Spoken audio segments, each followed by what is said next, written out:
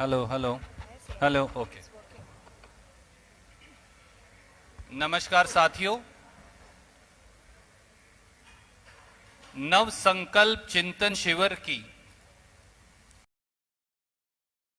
पर आयोजित किए भारतीय राष्ट्रीय कांग्रेस के नव संकल्प चिंतन शिविर की पूर्व संध्या पर आज इस विशेष पत्रकार वार्ता में भारतीय राष्ट्रीय कांग्रेस की ओर से आप सबका बहुत बहुत स्वागत है।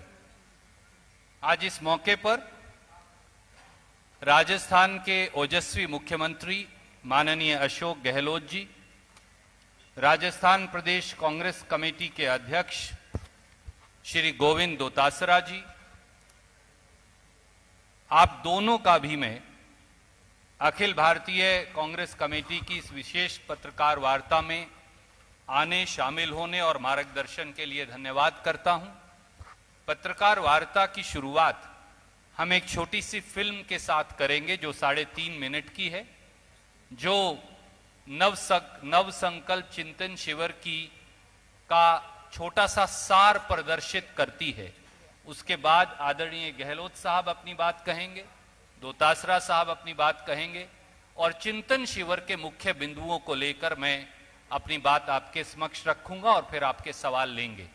मैं मेरे सहयोगी और Akhil Bharatiya social media cell के अध्यक्ष, डिपार्टमेंट के अध्यक्ष रोहन जी से अनुरोध करूंगा कि फिल्म से शुरुआत करें।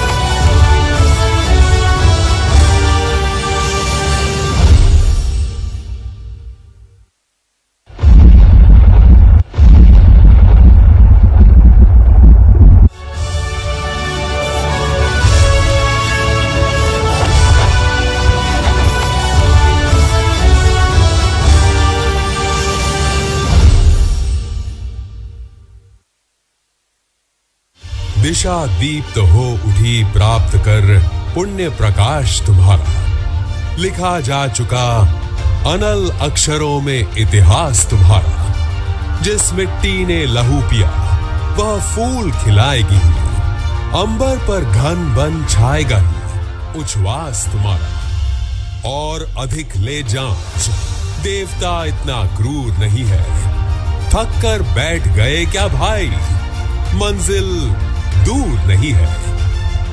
1943 वो साल जब पूज्य बापू भारत के राष्ट्र पटल पर अंग्रेजों भारत छोड़ो का आह्वान कर चुके थे।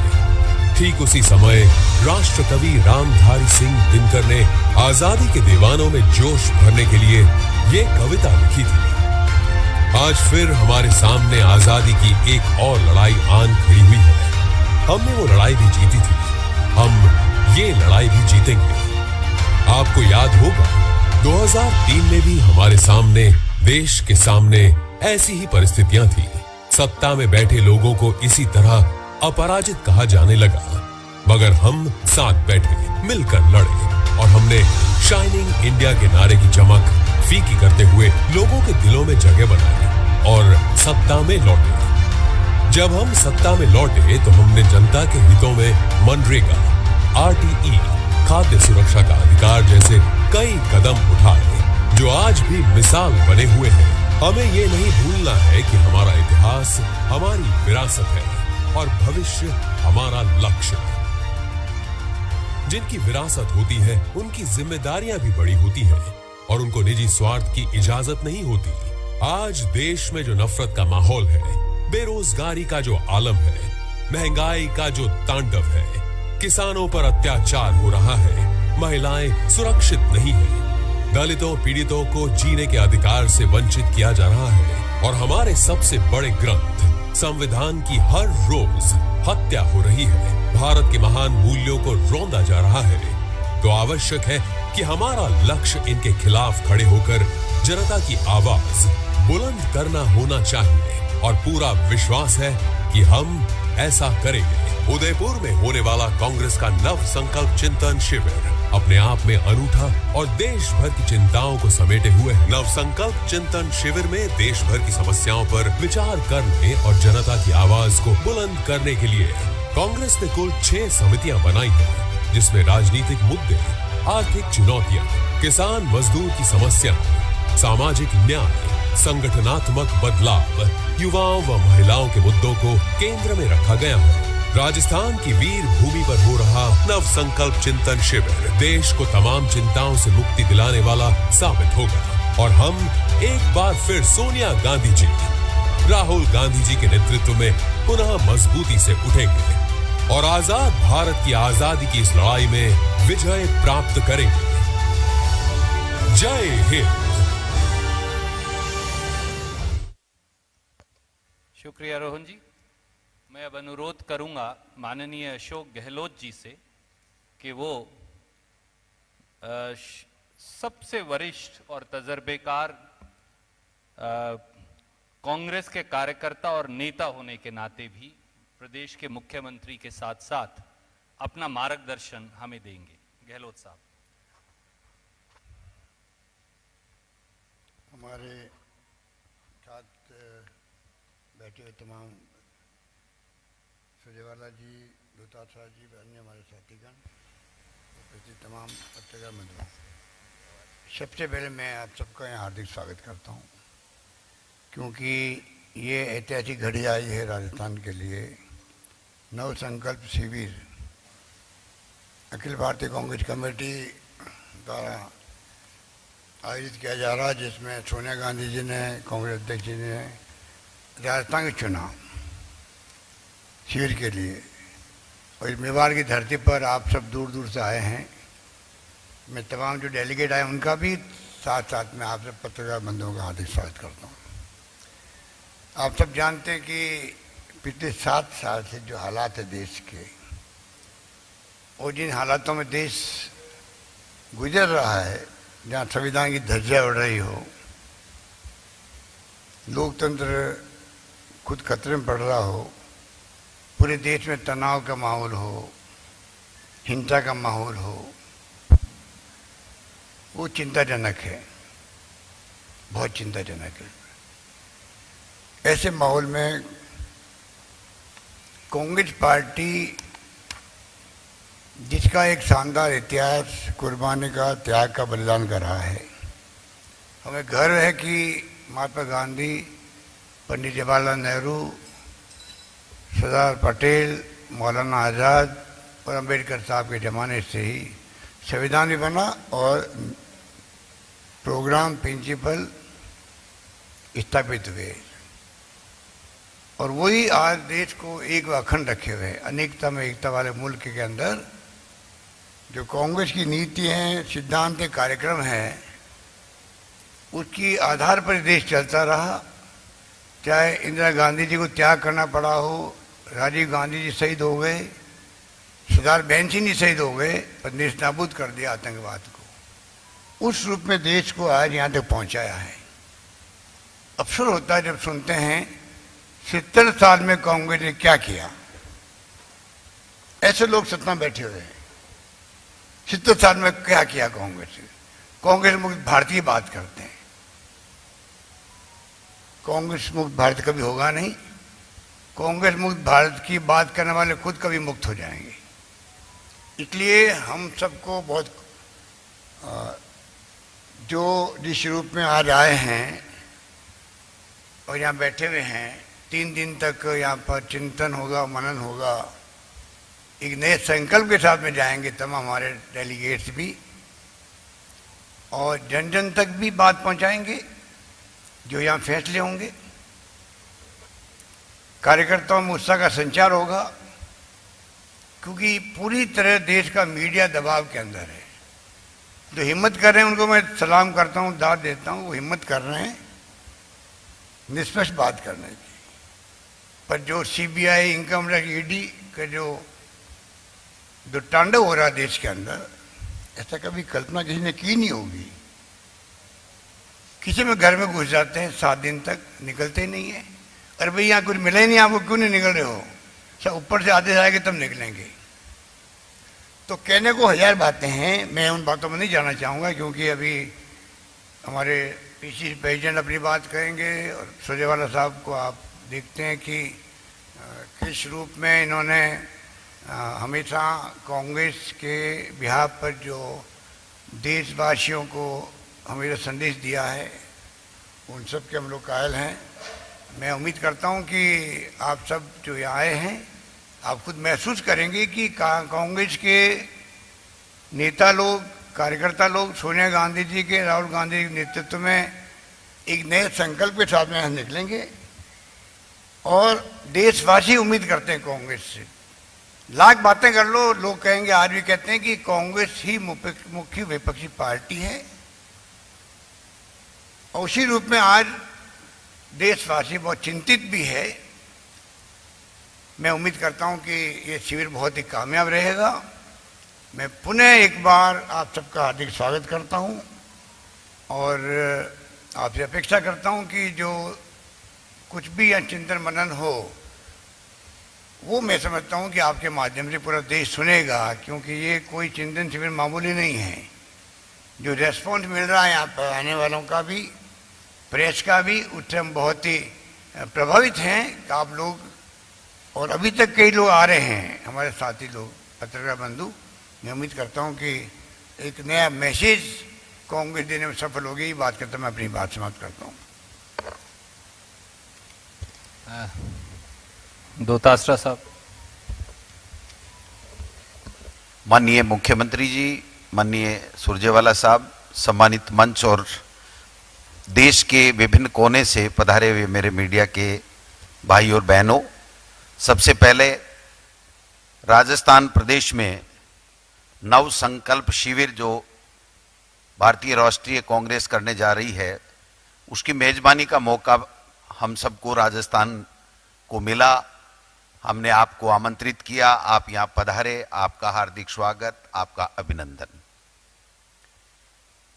सबको पता है कि देश के गरीब से, देश के युवा से, देश के किसानों से, अन्नदाताओं से, सब वर्गों से बड़े बड़े वादे करके देश में 2014 में मोदी की एनडीए सरकार सत्ता में आई।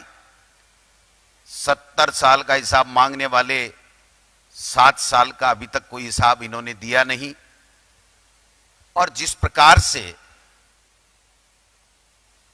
उन्होंने कुशासन दिया है, उससे पूरे देश में जो अघोषित आपातकाल लगा हुआ है, उससे सब लोग परेशान हैं। मोदी जी और मोदी जी की सरकार को अगर सबसे ज्यादा खतरा आज की तारीख में है, तो वो है सामाजिक समरसता और धर्मनिरपेक्षता और कांग्रेस पार्टी। और कांग्रेस पार्टी और कांग्रेस मुक्त भारत की बात इसलिए करना चाहते हैं क्योंकि कांग्रेस के डीएनए में सामाजिक समरसता और धर्मनिरपेक्षता है। संविधान को कांग्रेस मानती है, ये संविधान की धज्जियां उड़ाना चाहते हैं और छद्म राष्ट्रवाद का नारा दे करके संकुचित राष्ट्रवाद के जरिए ये अपनी सत्ता की रोटियां सेकने के ऊपर आमदा हैं। पूरे देश में जिस प्रकार के हालात बनाए हुए हैं, जो धर्म के आधार के ऊपर जिस प्रकार का उन्माद फैलाया जा रहा है, लोकतांत्रिक रूप से चुनी हुई सरकारों को गिराने का षड्यंत्र किया जा रहा है, और गरीब के वोट से, किसान के वोट से, युवा के वोट से सत्ता में आने वाले, उनके वोट से वजीर बने हुए आज कुछ ही धन्ना सेठों के वजीर बनकर के मोदी जी और उनकी सरकार बैठ गई है।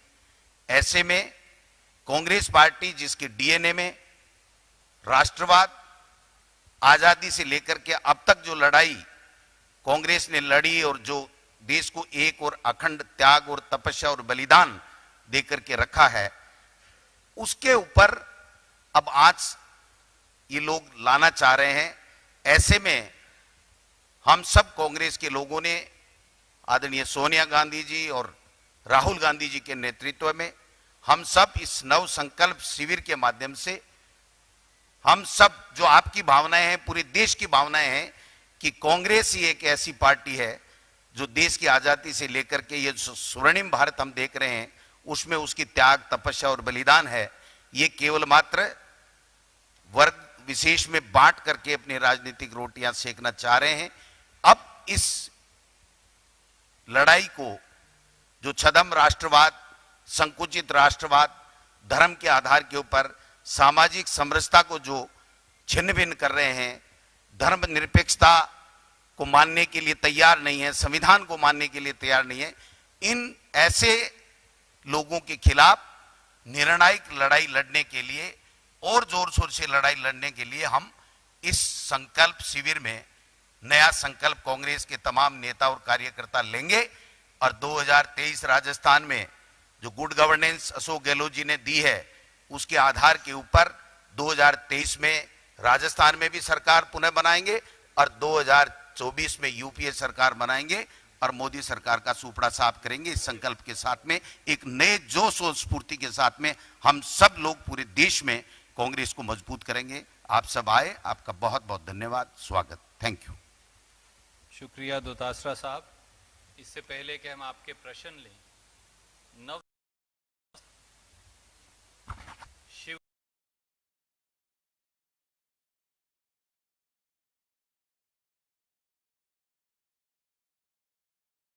निष्कर्षों के बारे में थोड़ी सी मैं आपकी अनुमति से, सबसे पहले तो भारतीय राष्ट्रीय कांग्रेस की ओर से हम धन्यवादी हैं, राजस्थान प्रदेश कांग्रेस कमेटी के भी, राजस्थान के मुख्यमंत्री आदरणीय गहलोत साहब और उनके मंत्रिमंडल के सब सहयोगियों के भी, कि उन्होंने उदयपुर की ऐतिहासिक धरती, जिसने हमेशा एक नए इतिहास की संरचना की है, त्याग, बलिदान और संघर्ष की शुरुआत, और उसका पटाक्षेप कभी न कहीं इस धरती के कण कण में है। वहां पर यह मौका दिया कि देश और कांग्रेस दोनों के लिए एक नई शुरुआत उदयपुर की महान धरती से हो। जैसा गहलोत साहब ने कहा, भारतीय राष्ट्रीय कांग्रेस का रास्ता और हमारे कण कण में राष्ट्रवाद है। राष्ट्र धर्म हमारी एकमात्र भक्ति रही है, आजादी से पहले और आजादी के बाद।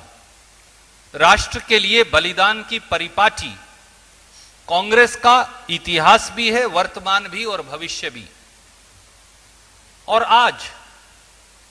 आज देश में, दिल्ली में बैठी देश की सरकार ने इस देश के संविधान और देशवासियों दोनों पर हमला बोल रखा है। सच्चाई यह है कि देश राजनीतिक, सामाजिक और आर्थिक संक्रमण काल से गुजर रहा है। ऐसे में आजादी के आंदोलन के कोख से जन्मी भारतीय राष्ट्रीय कांग्रेस को एक बार फिर संविधान की रक्षा, देशवासियों के हकों की रक्षा और उनके लिए लड़ाई की परिपाटी पर खरा उतरना होगा। यह हमारा दायित्व भी है और यह वक्त की मांग भी है।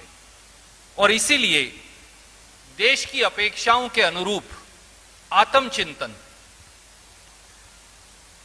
देश की अपेक्षाओं के अनुरूप आत्म मंथन और आत्म अवलोकन करने के लिए 13, 14 और 15 मई को उदयपुर का नव संकल्प शिविर का आयोजन किया गया है।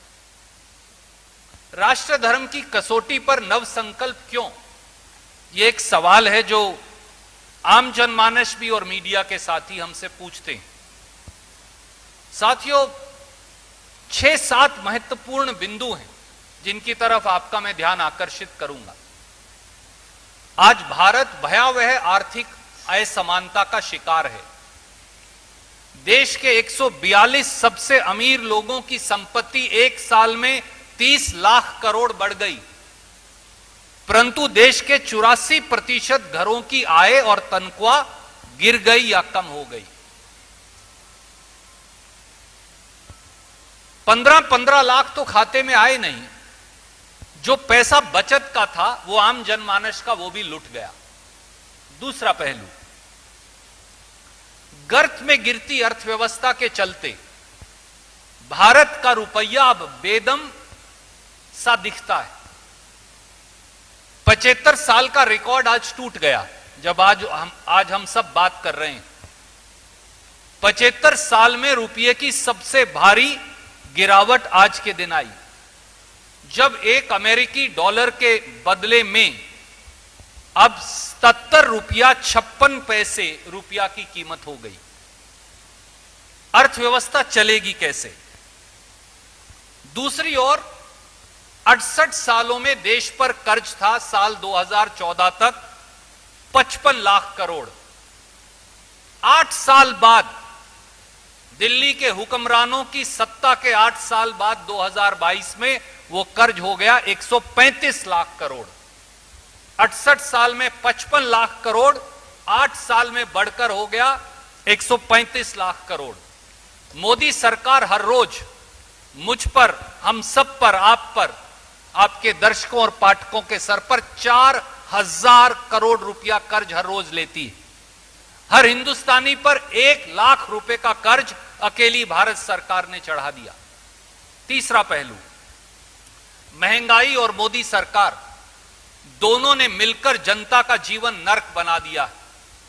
साल 2014 में कांग्रेस के समय जो सिलेंडर 410 रुपए का था, आज वो 1000 रुपए का है। साल 2014 में जो पेट्रोल 71 रुपया लीटर था, आज वो 105-106 रुपया लीटर हो गया। जो डीजल 2014 में 56 रुपया लीटर था किसान का ईंधन, आज वही 97 रुपया लीटर हो गया है। अकेले पेट्रोल और डीजल पर टैक्स लगा मोदी सरकार और भाजपा ने 27 लाख करोड़ तो कमाया, पर देशवासियों को क्या मिला? सवाल यह है।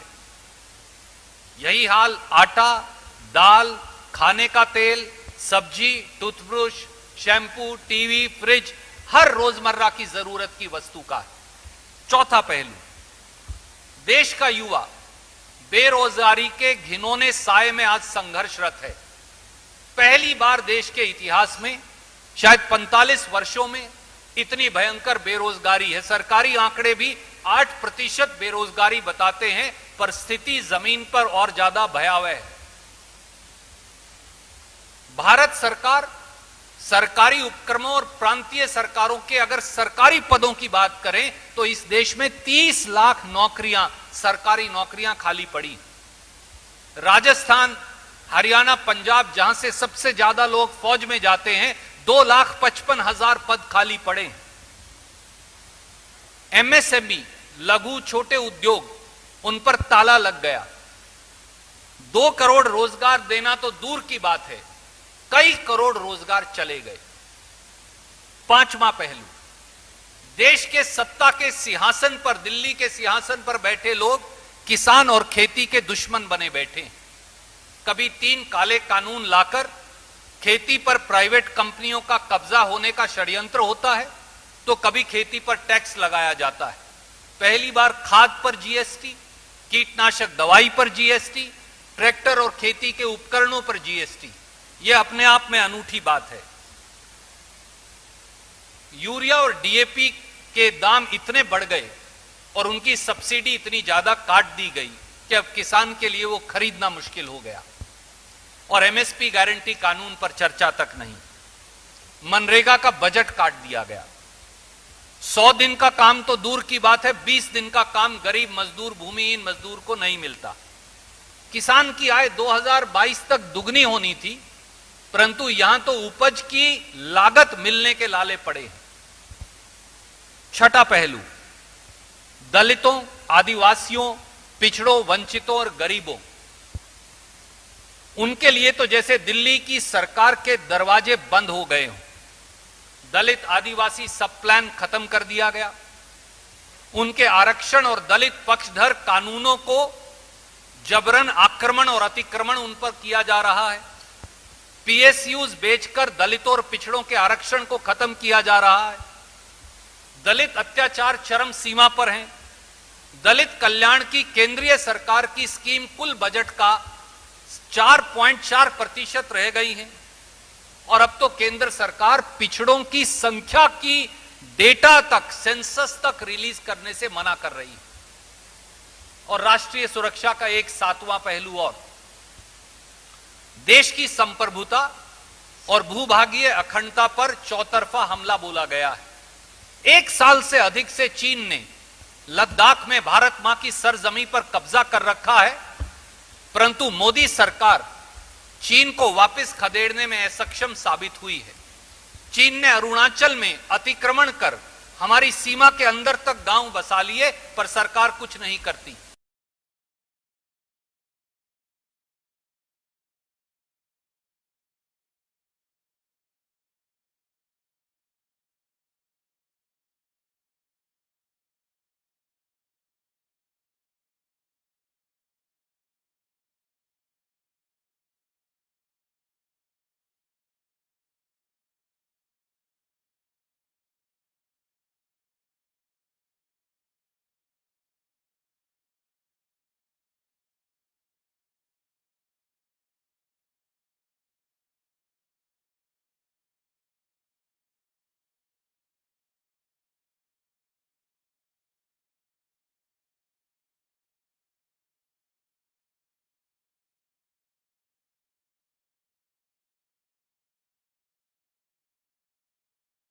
विवाद पैदा किया जाता है और देश की आंखों पर पट्टी बांध दी जाती है। समाज में हिंदू मुस्लिम विभाजन के बीज बोकर तुष्टीकरण की इस राजनीति को आधार बनाकर भाजपा वोट की खेती काटने को तलाशती रहती है।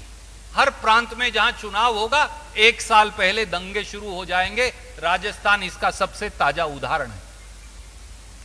चुनाव में अब तरक्की, विकास, शिक्षा, स्कूल, अस्पताल, पुल, बिजली घर, एमएसएमई, उद्योग, खेती, बढ़ोतरी, ये मुद्दे नहीं रह गए हैं।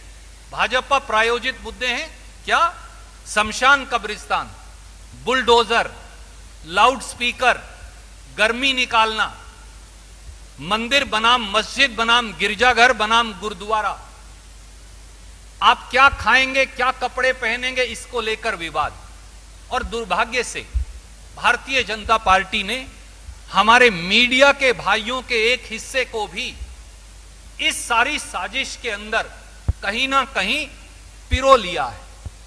और पूरे देश के अंदर आज एक विषैला माहौल पैदा किया जा रहा है।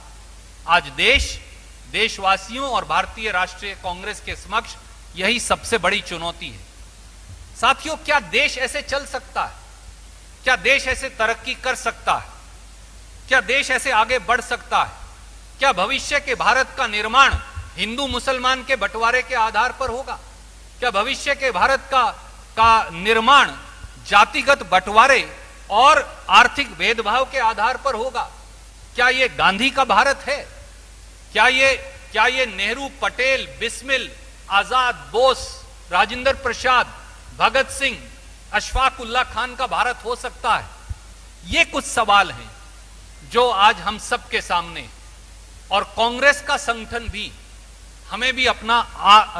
हमें भी परिवर्तन करने की आवश्यकता है। इसलिए आज जब देश इन वेदनाओं में डूबा हुआ है तो स्वाभाविक है कि कांग्रेस पार्टी इन चिंताओं के प्रति अपने दायित्वों का निर्वहन करे। इसलिए नवसंकल्प चिंतन शिविर, हम जानते हैं कि देश को भारतीय राष्ट्रीय कांग्रेस से अपेक्षाएं हैं। हम जानते हैं कि हमारे अंदर त्रुटियां हैं, हम जानते हैं कि हमारे अंदर कमियां हैं, हम जानते हैं कि हमें अपना विचार और संगठन दोनों में और सुधार करने की जरूरत है। हम जानते हैं कि हमें बदलती परिस्थितियों के अनुरूप अपने आप को पुनर्ढालना होगा और अपने आप में तब्दीलियां करनी होगी। इसलिए इस विचार के साथ इस चिंतन शिविर का आयोजन किया गया है। यहां से जो निष्कर्ष निकलेगा उदयपुर की, राजस्थान की वीरों की धरती से, वो न केवल भारतीय राष्ट्रीय कांग्रेस को वर्तमान परिस्थितियों और चुनौतियों से आगे बढ़ने की दिशा देगा, परंतु देश के उज्जवल भविष्य का निर्माण भी करेगा, ऐसा हमारा विश्वास है।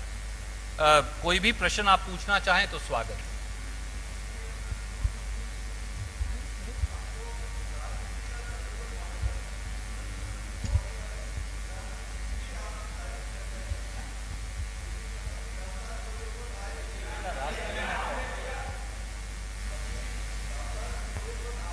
नड्डा जी ने कहा कि राजस्थान रेप में नंबर 1, अपराध में नंबर 1, और इस सरकार को उखाड़ कर फेंकने का उन्होंने आह्वान किया।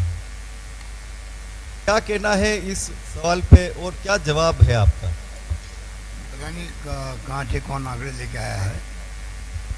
राजस्थान में पहले ही मैंने कहा कई बार, एनसीआरबी के जो आंकड़े हैं उसको अगर आप देखेंगे तो सत्यता मालूम पड़ जाएगी आपको, क्योंकि हमने यहाँ पर राजस्थान में एक बहुत बड़ा प्रयोग किया जो देश में कहीं नहीं है। जब से सरकार आई हमने कहा है कि हर थाने के अंदर एफआईआर कंपल्सरी कर दी गई है। अगर वहाँ एफआईआर दर्ज नहीं होगी तो थानेदार के खिलाफ कार्रवाई होगी और एसपी के ऑफिस में एफआईआर दर्ज होगी, जो होने लग गई है। इसलिए आंकड़े बढ़ते हुए नजर आ रहे लोगों को।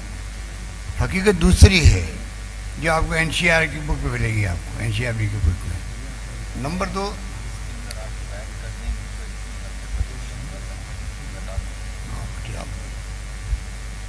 तो ये जो स्थिति है ये बिल्कुल ऐसी स्थिति है जिसको समझने की आवश्यकता है कि अगर एफआईआर लॉन्च करना कंपल्सरी करोगे, और जब मैंने कंपल्सरी की थी 2019 के अंदर, तब भी मैंने मीडिया के बंधुओं को कहा था इससे आंकड़े बढ़ेंगे, हम उनकी चिंता नहीं करेंगे, हमें फरियादी की उनको न्याय मिले ये सुनिश्चित करना हमारा काम है। और हमने थानों के अंदर स्वागत कक्ष बनाया जो हिंदुस्तान में कहीं पे भी नहीं, कम से कम बिहेव हुए तो ठीक करे, वरना कोई जाना कि हिम्मत नहीं करे थाने के अंदर, पता नहीं बदतमीजी होगी वहाँ पर।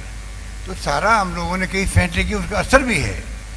जो पहले कोर्ट के माध्यम से आते थे केस, आधी से कम संख्या हो गई उसकी। जो तफ्तीश में टाइम लगता था 200 से अधिक दिन का, वो आधे से कम हो गया। तो हमारे नवाचार से कई फायदे हुए हैं, पर ये बातें जो है बताने की बजाय हमारे जो नेता प्रतिपक्ष या जो नेता विपक्ष की पार्टियों के, वो इसको प्रचार करने में ज़्यादा उनकी रुचि रहती है। क्राइम जो होता है वो कई कौन सा राज्य नहीं होता है, रेप भी होते हैं, डकैती होती है, चोरी होती है। हमारे यहाँ चाक चौबंद व्यवस्था है, हम लोग पूरी तरह लगे हुए। पर दुर्भाग्य से जो मैं कहना चाहूँगा लास्ट में, अगर भारत सरकार में बैठे हुए लोग जिनको बार बार विपक्षी पार्टी के लोग कहते हैं कि प्रधानमंत्री जी को आगे आके देश को संबोधित करना चाहिए कि देश में हिंसा बर्दाश्त नहीं की जाएगी, जहाँ शांति सद्भाव होगा वहीं विकास होगा। प्रधानमंत्री जी ने आज तक आगे आकर इस बात को स्वीकार नहीं किया। आज देश में जो माहौल है तनाव का, हिंसा का, कोई कल्पना नहीं कर सकता है। राजस्थान में 3 घटनाएं अभी हुई, छुटपुट घटनाएं और हो रही है। आप अगर गहरे से जाएंगे तो पाएंगे कि इसके पीछे कितना बड़ा षड्यंत्र कोई कल्पना नहीं कर सकता है। और सुरजेवाला ने ठीक कहा कि जब अगर आप जहाँ चुनाव आते हैं वहाँ ये हरकतें चलती रहती है, हम उसका मुकाबला करेंगे। तो गहलोत साहब, आदरणीय मित्र, केवल एक बात मैं उसमें जोड़ना चाहूँगा, और मेरा आप सबसे अनुरोध है कि आप हर सवाल पूछिए, स्वागत है। अगर कुछ चिंतन शिविर को लेके पहले प्रश्न हो जाएं और उसके बाद फिर अन्य सवाल भी। पर आपने क्योंकि कहा तो मैं आदरणीय मुख्यमंत्री जी की अनुमति से केवल ये जोड़ना चाहूँगा। एक अंग्रेजी की कहावत है, वो ज़रूर नड्डा साहब को बताइएगा। A little knowledge is a dangerous thing and no knowledge is even more dangerous and knowledge of mal intent is worst. Nadda साहब अगर राष्ट्रीय क्राइम रिकॉर्ड ब्यूरो के आंकड़े चेक करते तो ये पाते कि देश में सबसे ज्यादा अपराध मध्य प्रदेश में है, जहां उनका लगातार शासन है। सबसे ज्यादा बलात्कार हमारी बहनों, हमारी बेटियों के साथ मध्य प्रदेश में होते हैं। सबसे ज्यादा देश में गैंग रेप हरियाणा में हो रहे हैं। यहां सब जगह भारतीय जनता पार्टी का शासन है। सवाल, वो जब यहां आए थे उन्होंने ये क्यों नहीं कहा कि चिरंजीवी स्कीम जो राजस्थान ने लागू की है, हर व्यक्ति को बीमा देने की, हर व्यक्ति को मुफ्त इलाज देने की, वो अशोक गहलोत जी और कांग्रेस की सरकार से सीख कर पूरे देश में लागू करेंगे। हम उनका स्वागत करते। उन्होंने ये क्यों नहीं कहा कि भूमिहीन मजदूर को जो छत्तीसगढ़ की कांग्रेस की सरकार पैसा देती है, हम कहेंगे कि बाकी जगह भी दिए जाएं। काश वो कांग्रेस की सरकारों से कुछ सीख लेते। उन्होंने ये क्यों नहीं कहा कि कर्मचारियों के कल्याण के लिए विशेष पुरानी पेंशन स्कीम वो मोदी जी को कहे कि पूरे देश में लागू करवाएंगे। उन्हें जैसे सावन के अंधे को सब कुछ हरा नजर आता है। दुर्भाग्य से नड्डा साहब हमारे बुजुर्ग हैं, पर मुझे नहीं लगता कि उन्हें कुछ अच्छा दिखता है। ये उनके मन का मैल है या उनके दिमाग का पूर्वाग्रह है, ये तो वही बता सकते हैं। तो गहलोत साहब, रमन, न्यूज 24। यस सर, सभी कम दे जी।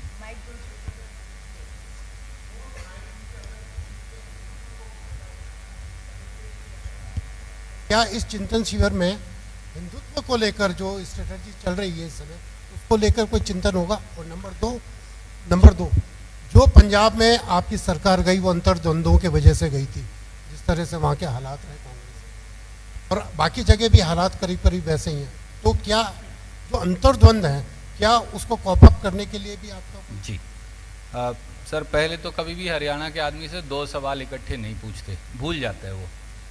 पर फिर भी आपने पूछा है तो मैं ज़रूर जवाब देने की कोशिश करता हूँ।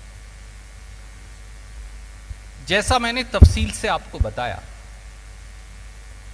इस देश के एक नागरिक के तौर पर मैं और आप, हम दोनों और जो सब यहां बैठे हैं, हम इस देश के नागरिक हैं। क्या केवल हिंदू मुस्लिम नफरत के बीज बोकर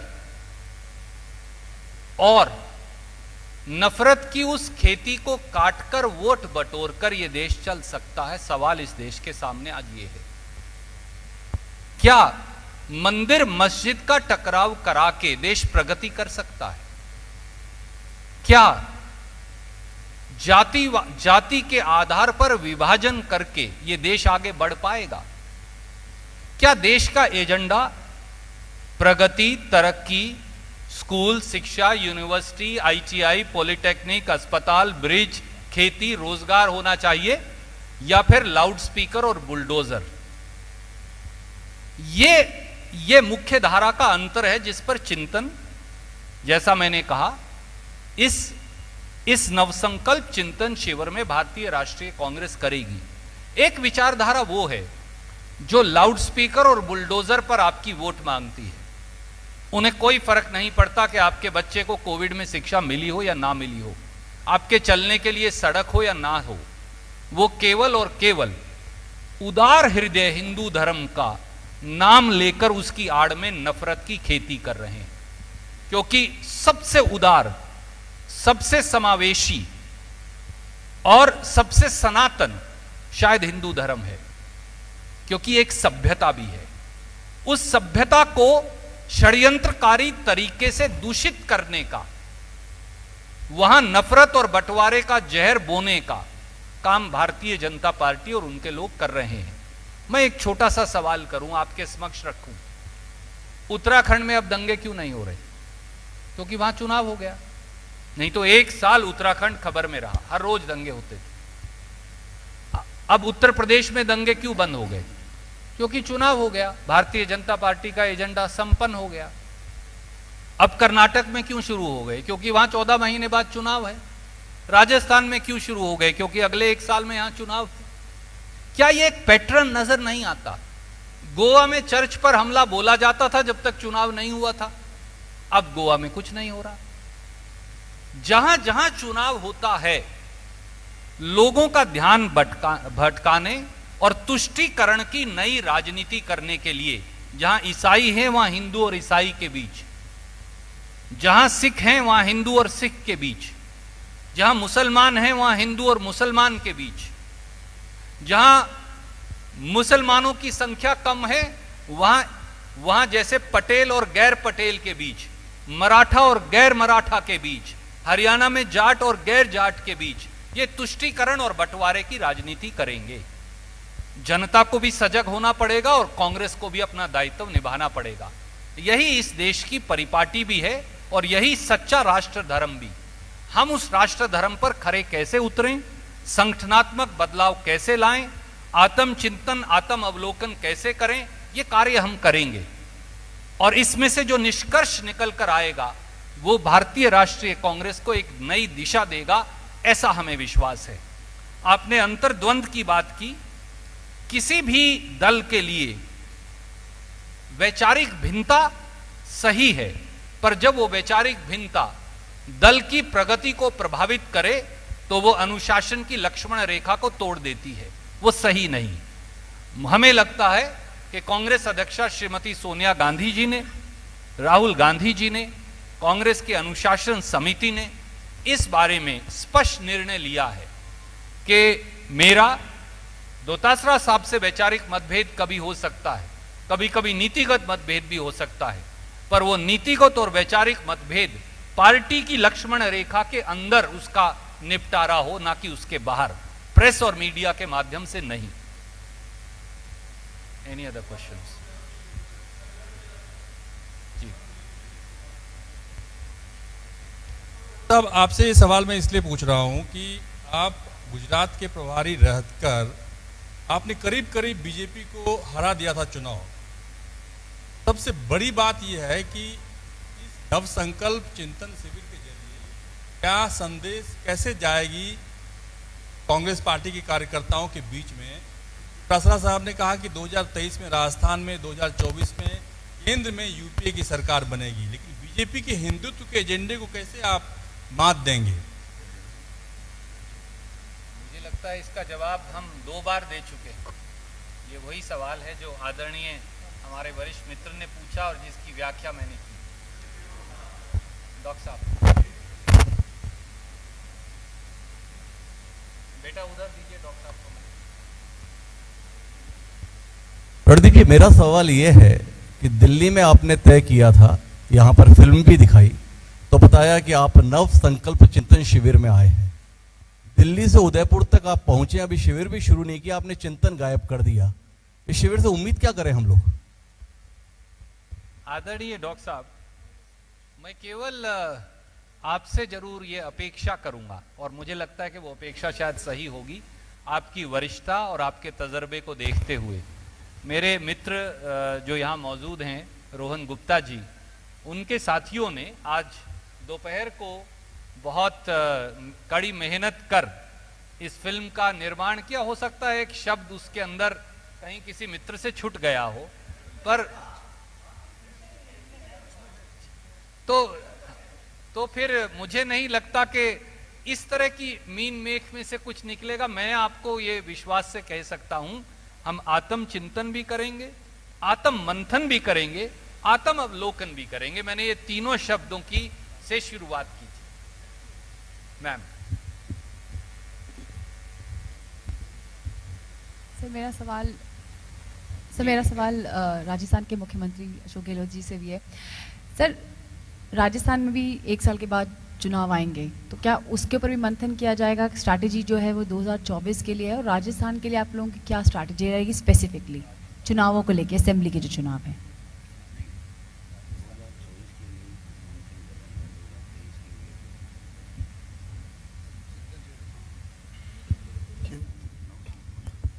ये तो नव संकल्प चिंतन शिविर है, पूरे राष्ट्र के लिए है। उसके अंदर राज्य सरकारें भी आ जाती है, राज्य भी आ जाते हैं। अभी जब 3 दिन पूरे हो जाए तब आप ये क्वेश्चन कीजिएगा क्या क्या चिंतन हुआ।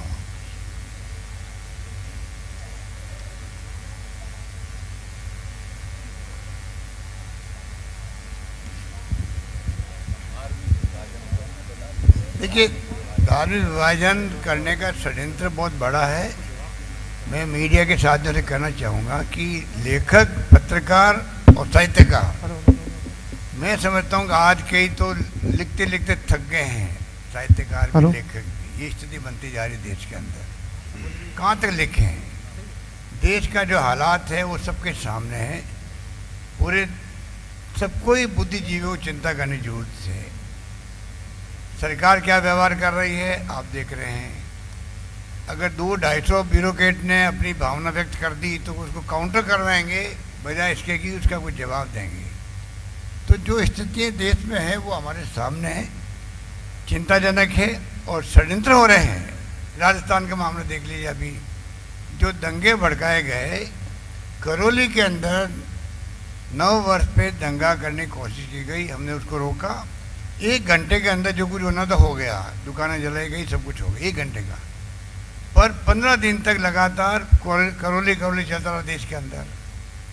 और मैं पूछना चाहूँगा हमारे बीजेपी नेताओं से, क्या कोई जवाब है आपके पास में कि रामनवमी पर राजस्थान में हमने शांतिपूर्वक यहाँ पर रामनवमी के जुलूस निकाले, सबने फूल बरसाए, सब धर्मों के लोगों ने।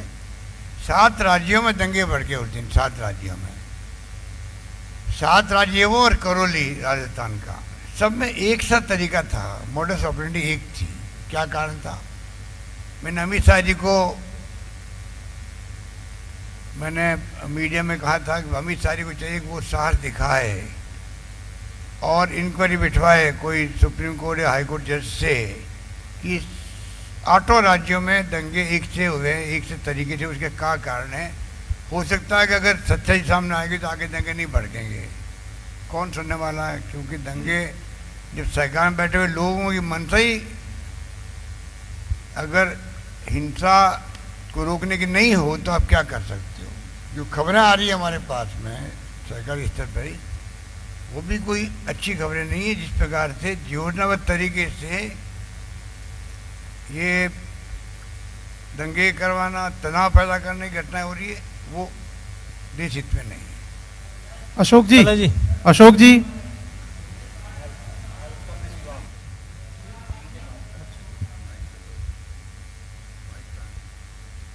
दोबारा एक बार रिपीट करेंगे सवाल? नहीं, इनकी बुलंद है आवाज, आपकी आवाज बुलंद है, हमें पता सुन जाए।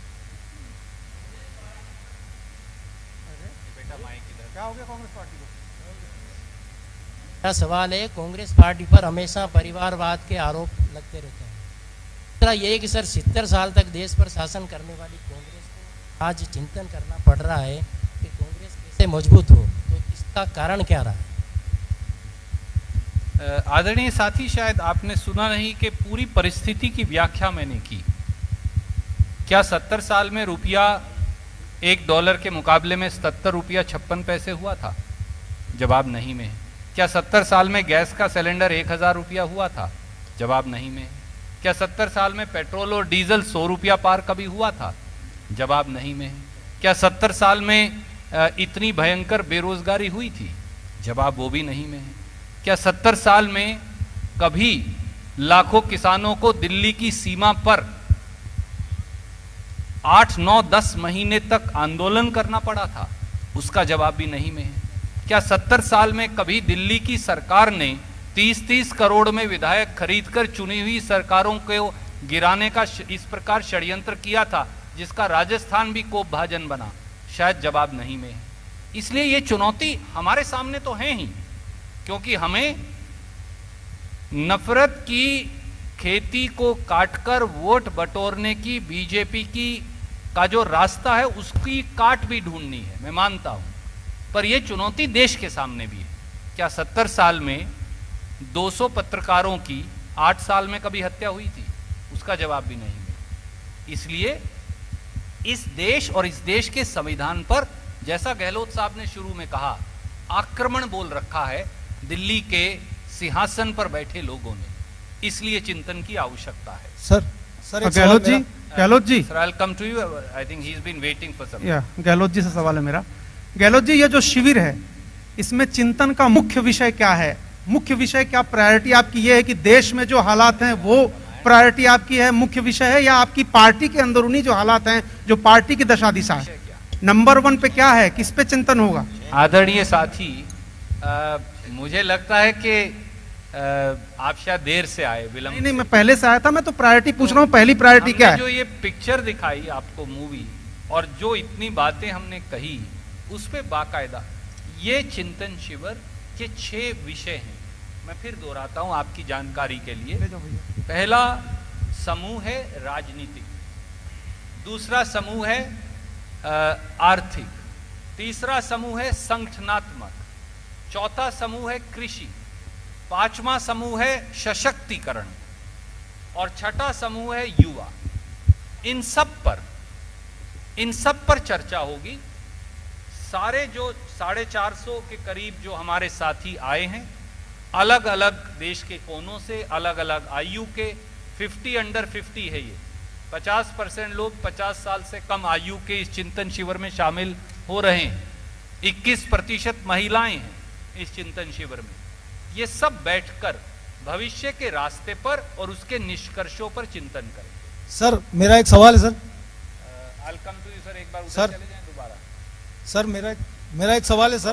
देख नहीं पा रहा कहाँ से। सर मैं पूरे देश में से AICC उदयपुर आ रहे हैं, CWC के सभी सदस्य उदयपुर आ रहे हैं और पूरे देश के प्रदेशों से भी आपके पदाधिकारी आ रहे हैं। चिंतन के साथ साथ कहीं ये तो नहीं सर नए अध्यक्ष को लेके भी चिंतन हो, क्योंकि देश का युवा वापस राहुल जी को अध्यक्ष देखना चाहता है, तो क्या वापस नए अध्यक्ष को लेके भी इस शिविर में चिंतन होगा? आदरणीय मित्र, भारतीय राष्ट्रीय कांग्रेस का नया अध्यक्ष चुनने की प्रक्रिया इस समय जारी है और अगस्त में चुनाव संपन्न हो जाएगा। ये सही है। आदरणीय गहलोत साहब ने सबसे वरिष्ठ कांग्रेस जन के तौर पर कई बार कहा, हम सब ने कहा, कांग्रेस हर पार्टी प्रजातांत्रिक तरीके से खुद का अध्यक्ष चुन सकती है और कांग्रेस जन ये चाहते हैं कि श्री राहुल गांधी भारतीय राष्ट्रीय कांग्रेस के अध्यक्ष पद का कार्यभार संभालें। परंतु मैं ये चिंतन शिविर पर मैं उस पर टिप्पणी नहीं करूंगा, क्योंकि भारतीय राष्ट्रीय कांग्रेस के अध्यक्ष पद का चुनाव की प्रक्रिया इस समय जारी है। अगस्त में आपको नतीजा पता चल जाएगा। सर ये जो किसानों की कर्ज माफी को लेकर 2018 में घोषणा हुई थी कि 10 दिन में किसानों की कर्ज माफी की जाएगी, करीब 4 साल हो चुके हैं, तो क्या इस चिंतन शिविर में इस बिंदु को भी मुख्यता दी जाएगी? मैं बता दूं,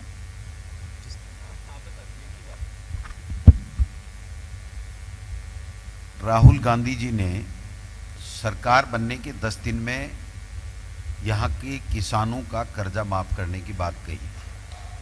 इससे पहले यहाँ जब भाजपा का शासन था, वसुंधरा जी मुख्यमंत्री थी, तो 50,000 रुपए के कोऑपरेटिव बैंकों के किसानों के कर्जे माफ करने की घोषणा की थी, लेकिन वित्तीय प्रावधान नहीं होने के कारण से केवल 2,000 करोड़ का कर्जा माफ करके भुगतान किया था। वो 6,000 प्लस 8,000 कोऑपरेटिव बैंकों का तमाम किसानों का कर्जा हमारी सरकार ने माफ कर दिया और नेशनलाइज बैंकों के लिए 1 नहीं 2 नहीं 7 चिट्ठियां हमारे मुख्यमंत्री जी ने देश के प्रधानमंत्री को लिख दी कि नेशनलाइज बैंकों का किसानों का कर्जा माफ के लिए कोई नीति जो हमारे रिजर्व बैंक से बात करके जारी की जाए, जो किसान के हिस्से का, जो उद्योगपतियों को जिस प्रकार से वन टाइम सेटलमेंट के तहत किया जाता है, वैसे अगर किसानों का किया जाता है तो राजस्थान के किसान के हिस्से का पैसा राजस्थान की सरकार देने को लिए तैयार है। Sir, we'll take second question. Actually, we have many friends waiting and we also have to wind up. Aditi ji. Ashok जी, आपसे एक सवाल था। आपने अभी अपने रिमार्क्स में कहा कि Congress party is the main opposition party of the country. On the eve of Chintan Shivir, when you will also debate a possible realignment of non-BJP forces, is this the right thing to say? Matlab, can you explain it? Because you seem to be losing elections wherever you are in a direct contest with the BJP. For instance, you lost Punjab, where you were in direct contest with the Akalis, and and also in Uttarakhand you lost, Manipur, Goa. So is it the right thing to say on the eve of an introspection meet? But Aditi ji, it is a historical and present day fact that Congress is the principal opposition party across the country. Yes, we have lost elections. And in Punjab, we were not in direct contest with BJP, for BJP was not even a factor there. I just want to correct you on that. But it is a fact that we have lost many elections. It's also a fact that we have won many elections.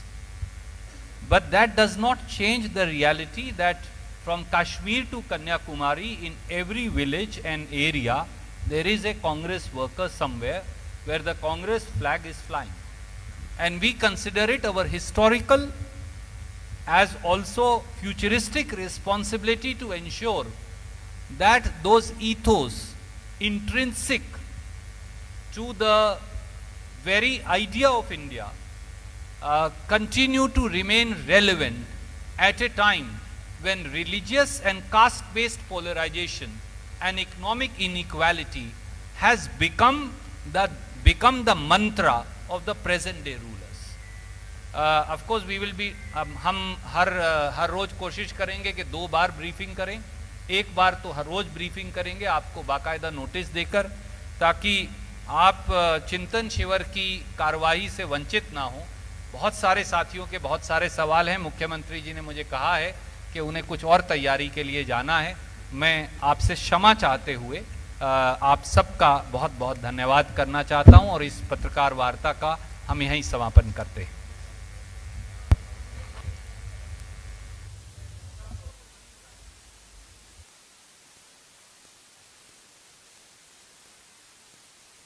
कर रहे हैं passes का। Sir, Rajasthan के समाचार पत्रों